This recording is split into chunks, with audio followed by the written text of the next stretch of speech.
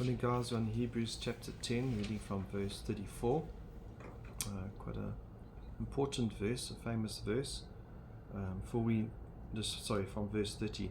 For we know him who said, "Vengeance is mine, I will repay, and again the Lord will judge his people." And this is taken from a quote in Deuteronomy 32. I'll read that quote. "Vengeance is mine, and recompense. For the time of their foot shall slip, and the day of their calamity is at hand, and their doom comes swiftly. For the Lord will vindicate his people, and have compassion on his servants, when he sees that their power is gone, and there's none remaining bond or free." And so we mustn't worry when bad things happen to good people, including ourselves. The enemy will pay.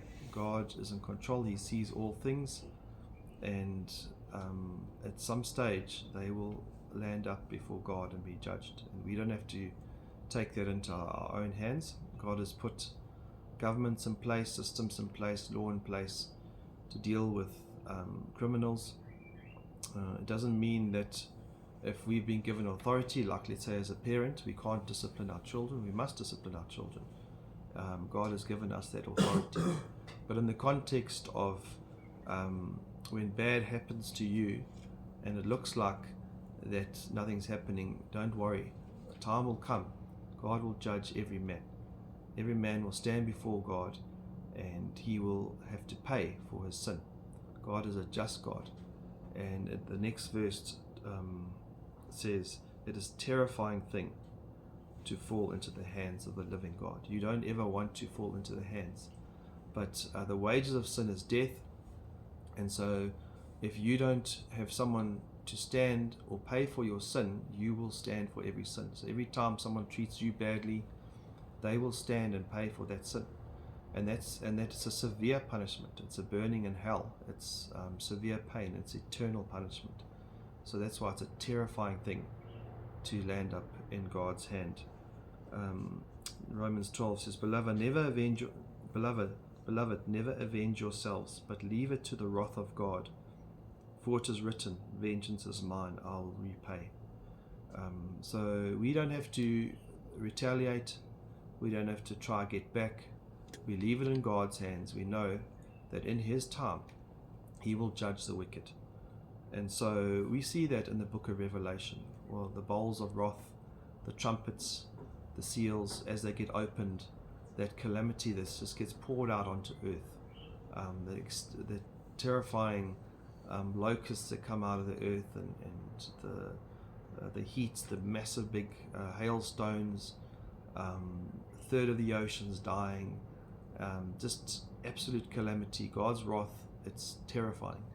And so let's not take his grace and his love for granted. And so he goes on, he changes direction in verse 32.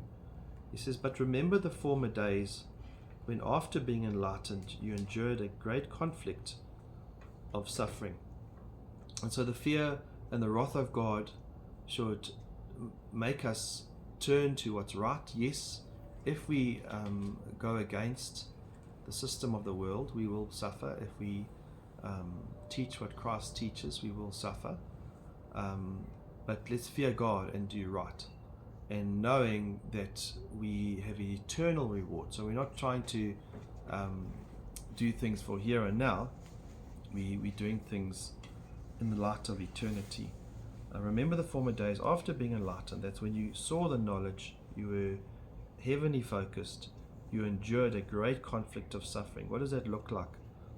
It says, verse 33, partly being made of a public spectacle, so you open to shame of what people say, through reproaches, tribulations, partly by becoming sharers of those who were treated.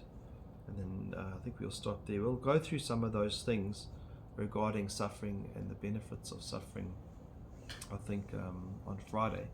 But let's just remember, let's not do things for men today. Let's not fear men, but let's rather fear God.